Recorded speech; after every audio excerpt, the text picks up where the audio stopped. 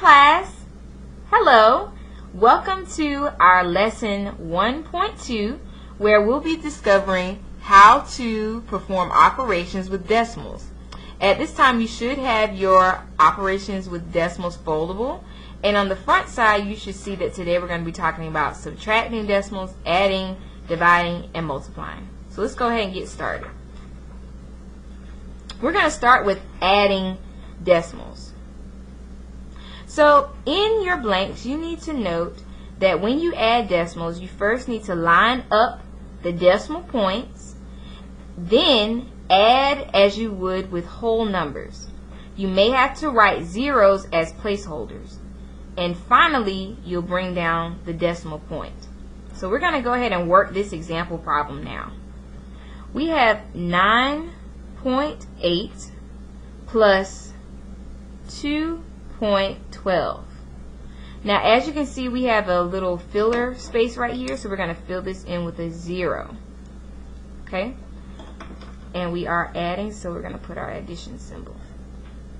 Now I'm going to go ahead and bring down my decimal point, and then I'm going to add as I would do regular whole numbers. So 0 plus 2 is 2, 8 plus 1 is 9, and 9 plus 2 is going to give us 11.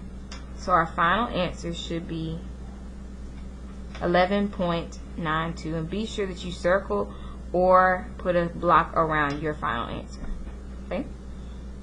Now let's go to subtracting decimals. When subtracting decimals, you need to line up the decimal points. Then subtract as you would with whole numbers. Just like we did with addition, you may have to write in zeros and borrow. Finally, you need to bring down your decimal point when you're finished. So, our example problem here is 8 minus 1.65. You can pause here and see if you want to solve it, or you can come along with me as we solve it together. So we're going to set up our problem. We have 8, we know that's a whole number, minus 1.65. So we can already see that we're going to have to add our decimal here, and then add a 0 here and a 0 here.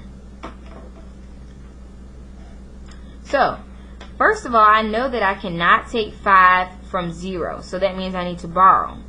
Clearly I cannot borrow from nothing, so what I need to do is actually borrow from 80. Okay? If I borrow from 80, then 80 then becomes 79. Okay? And then this 0, which I borrowed to get, will become a 10. Now I can go ahead and solve my problem. 10 minus 5 is 5. 9 minus 6 is 3. I'm going to bring down my decimal. And 7 minus 1 gives me 6. So my final answer is going to be 6.35. Let's keep it moving. We're going to go to our multiplication. Okay? Note that when you multiply, you can multiply just like you would whole numbers. Then you need to place the decimal point. And here's how you do that. The number of decimal places in the product, which is going to be the same thing as your answer, is the total number of decimal places in the factors. So the factors are going to be the numbers you multiply. Okay? So now that you have this, let's go ahead and do this problem. I'm going to go ahead and set it up. 1.159 times 0.3 0.03. Okay? Now, I'm going to go ahead and multiply as I would a whole number. I know that 9 times 3 is 27, carry my 2. 5 times 3 is 15, plus 2 is going to give me 17, carry the 1. 3 times 1 is 3, plus 1 is going to give me 4, and 3 times 1 is Okay. Now there's no sense in me multiplying these zeros out because I know that 0 times anything is 0. So now what I'm going to do is I'm going to figure out how I'm going to place my decimals. So I'm going to come to this first factor and I'm going to count how many spaces are behind the decimal. So I count 1, 2, 3. I'm going to draw an arrow and write 3. With this factor, we have 1, 2 places behind the decimal. And I know that based on my notes, the number of decimal places in the product is the total number of decimal places in the factor. So that means that this has to have 5 decimal. We have to move the decimal over 5 times. So I'm going to start here. I'm going to go 1, 2, 3, 4, 5.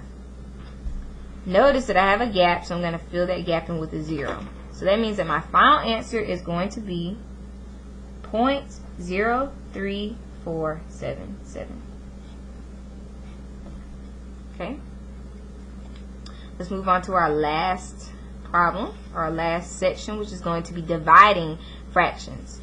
So with dividing fractions, you need to make sure that you move the decimal point in the divisor and the dividend until the divisor is a whole number. Okay? Then you're going to place the decimal point in the quotient, which the quotient is the answer. It's the answer to any division problem. So you're going to place the decimal point in the quotient above the point in the dividend. Then you will divide as you would do whole numbers. So let's go ahead and figure this out. This problem reads 0.88 divided by 1.6. So I'm going to set that up as such. 0.88 divided by 1.6. So now I need to move my decimal place over 1 time here. So that means I also need to move it over 1 time here, which is going to change this 0.88 into a 8.8. So just to clean this up, I'm going to shift this problem down and write it as 8.8 divided by 16. Because remember, we've moved our decimal places over. Now I'm going to divide as I would a whole number. I know that 16 cannot go into 8, so I'm going to put a 0. But 16 can go into 88 5 times. 5 times 16 is 80. And 88 minus 80 is going to give me 8. I'm going to bring down my 0. 16 goes into 8, 85 times. 5 times 16 is 80. And that's going to zero me out. So my final answer is going to be 0.55. Now that we're finished with our foldable, what you're going to do is you're going to take this side and you're going to fold it in like this. You're going to take this side and you're going to fold it in to meet this edge like this. And then you're actually going to glue this into your ISN or your interactive student notebook so that you'll have it for safekeeping.